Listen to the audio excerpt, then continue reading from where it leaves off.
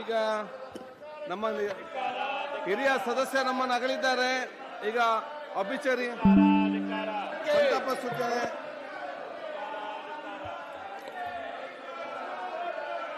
ಸನ್ಮಾನ್ಯ ಅಧ್ಯಕ್ಷರೇ, ಹಿರಿಯ ಸದಸ್ಯ ತೀರಿ ಹೋಗಿದ್ದಾರೆ. ಸಂತಾಪ ಸೂಚನೆ ಇದೆ. ದಯವಿಟ್ಟು ಹಿರಿಯ ಸದಸ್ಯ ಆಯಿತು.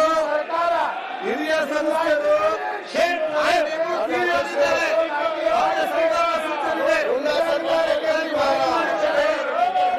ಸಂತಾಪ ಸೂಚನೆ ಇದೆ. ಜಯಣ್ಣ ಮತ್ತು ಆರ್ ನಾರಾಯಣ ಅವರು ಜಯಣ್ಣ ಮತ್ತು ಆರ್ ನಾರಾಯಣ ಅವರು ತೀರಿ ಹೋದ ಸಾರನ್ನ ಸಂತಾಪ ಸೂಚನೆ ಬಿಜೆಪಿ ಅವರು ಎಲ್ಲ ಸದಸ್ಯ ಅರ್ಥ ಮಾಡಿಕೊಳ್ಳಿ.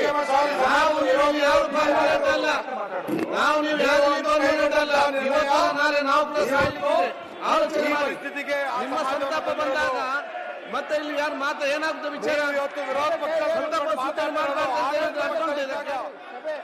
ಸ್ವಲ್ಪ ಗೌರವ ಕೊಡದೆ ಕೆಲಸ ಮಾಡಿ. ಮತ್ತೆ ಹೋಗ್ಬೇಡಿ. ಯಾಕಂದ್ರೆ ಒಂದು ಅರ್ಥ ಮಾಡಿಕೊಳ್ಬೇಕು. ಹಿರಿಯ ಸದಸ್ಯರು ನಿಮ್ಮಾಗೆ ಇಲ್ಲಿ ಬಂದು ಕೂತ್ಕೊಂಡಾಗೆ ನಿಮ್ಮಾಗೆ ಇಲ್ಲಿ ಬಂದು ಕೂತ್ಕೊಂಡವರು ನಮ್ಮನ್ನು ಸೇವೆ ಮಾಡಿ ನಮ್ಮನ್ನು ಅಗಲಿ ಹೋಗಿದ್ದಾರೆ. ಅವರ ಬಗ್ಗೆ ಒಂದು ಎರಡು ಮಾತು ಹೇಳಿ ಸಂತಾಪ ಸೂಚನೆ ಮಾಡಿ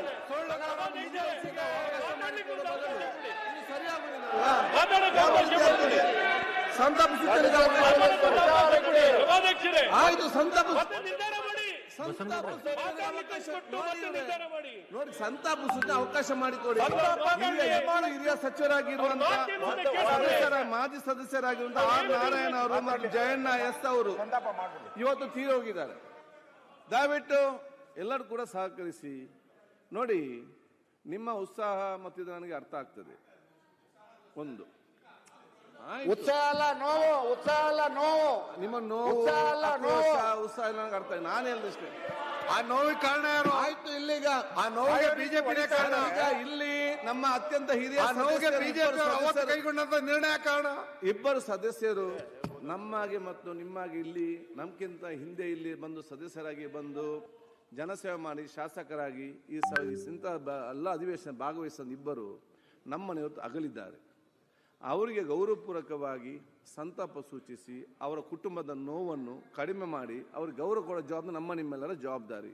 ಆದ್ರೆ ತಾವೆಲ್ಲ ಸಹಕಾರ ಕೊಡಬೇಕಂತ ಹೇಳಲಿಕ್ಕೆ ನಾನು ಇವತ್ತು ಬಯಸ್ತೇನೆ. ವಿಧಾನಸಭೆಯ ಮಾಜಿ ಸದಸ್ಯರಾಗಿದ್ದ ಶ್ರೀ ಆರ್ ನಾರಾಯಣ್ ಮತ್ತು ಶ್ರೀ ಜಯಣ್ಣ ಎಸ್ ಅವರುಗಳು ನಿಧನ ಹೊಂದಿರುವುದನ್ನು ಈ ಸದನಕ್ಕೆ ಅತ್ಯಂತ ವಿಷಾದದಿಂದ ತಿಳಿಯಬಯಸುತ್ತೇನೆ. ಶ್ರೀ ಆರ್ ನಾರಾಯಣ್ ರವರು ದಿನಾಂಕ 7 ಜುಲೈ 1943ರಂದು ತುಮಕೂರಿನಲ್ಲಿ ಜನಿಸಿದರು. BSc ಹಾಗೂ ಕಾನೂನು ಪದವೀಧರರಾಗಿದ್ದ ಶ್ರೀಯುತರು ವೃತ್ತಿಯಲ್ಲಿ ವಕೀಲರಾಗಿದ್ದರು. ಕ್ರೀಡೆ ಹಾಗೂ ವಿದ್ಯಾಸಂಸ್ಥೆಗಳಲ್ಲಿ ಸೇವೆ ಸಲ್ಲಿಸಿದ ಅವರು ಬೆಳಗಾವಿ ವಿಧಾನಸಭಾ ಕ್ಷೇತ್ರದಿಂದ ಪ್ರಪ್ರಥಮ ಬಾರಿಗೆ 9ನೇ ವಿಧಾನಸಭೆಯನ್ನು ಪ್ರವೇಶಿಸಿದರು. ನಂತರ 10ನೇ ಹಾಗೂ 11ನೇ ವಿಧಾನಸಭೆಗೆ ಪುನರಾಯ್ಕೆಗೊಂಡಿದ್ದರು.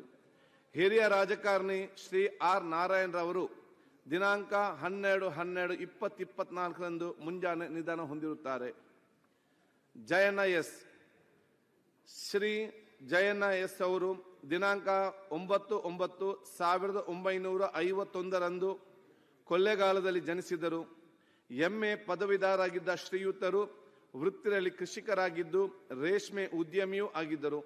ಪ್ರಸ್ತುತ ರಾಜ್ಯ ಉಗ್ರಾಣ ನಿಗಮದ ಅಧ್ಯಕ್ಷರಾಗಿ ನೇಮಕೊಂಡಿದ್ದ ಶ್ರೀಯುತರು ಕೊಳ್ಳೇಗಾಲ ಕ್ಷೇತ್ರದಿಂದ 1994ರಲ್ಲಿ 9ನೇ ವಿಧಾನಸಭೆಗೆ ಪ್ರಪ್ರಥಮ ಬಾರಿಗೆ ಆಯ್ಕೆಗೊಂಡು ನಂತರ 2013ರಲ್ಲಿ 14ನೇ ವಿಧಾನಸಭೆಗೆ ಪುನರಾಯ್ಕೆಗೊಂಡಿದ್ದರು. ಹಿರಿಯ ರಾಜಕಾರಣಿ ಶ್ರೀ ಜಯಣ್ಣ ಎಸ್ ಅವರು ದಿನಾಂಕ 10/12/2024ರಂದು ನಿಧನ ಹೊಂದಿರುತ್ತಾರೆ.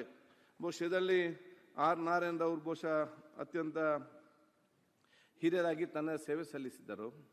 ಬಹುಶಃ ಅವರ ಆತ್ಮಕ್ಕೆ ಕೂಡ ಶಾಂತಿ ಕೋರಿ ಜಯಣ್ಣ ಎಸ್ ಅವರು ನಮ್ಮ ಕೊಳ್ಳೇಗಾಲದಲ್ಲಿ ಬಹುಶಃ ಇವತ್ತು ಶಾಸಕರಾಗಿದ್ದರು.